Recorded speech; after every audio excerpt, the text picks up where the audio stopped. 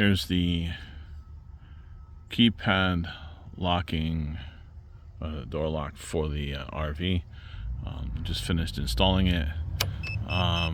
Downside here is that the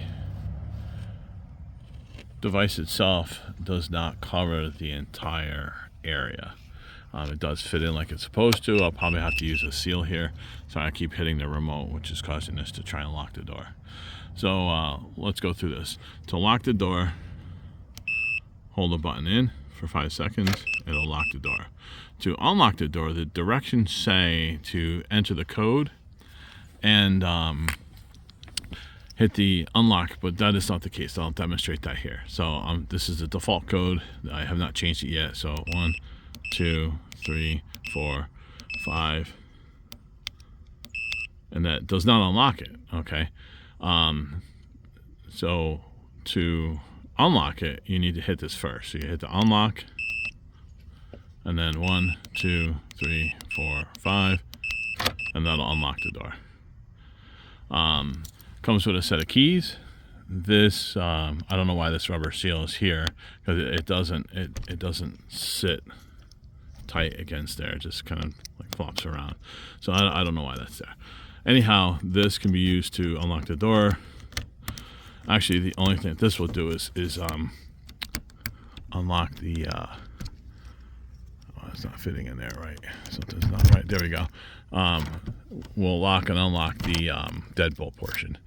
The handle portion can be locked, and that'll lock the handle portion, but you cannot unlock the handle portion with the remote or the keypad. That you'll need the key for. So just know that. Oh, what else? It did not fit through the screen door very well, so there was interference here. So in order for this screen to lock into the main door, is I had to trim the plastic.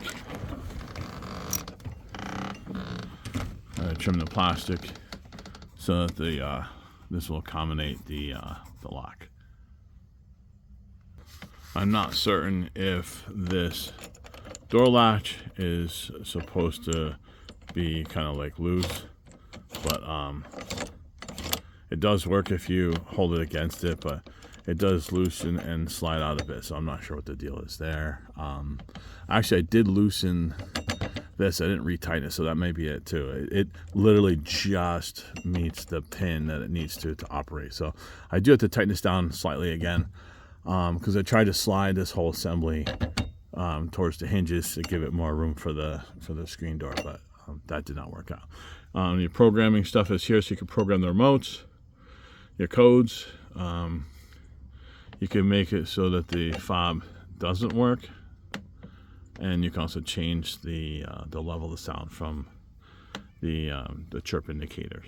So not a bad deal, but I think there's some minor adjustments that have to be done from the manufacturer to make this work. You know, there's no reason for this to be like this.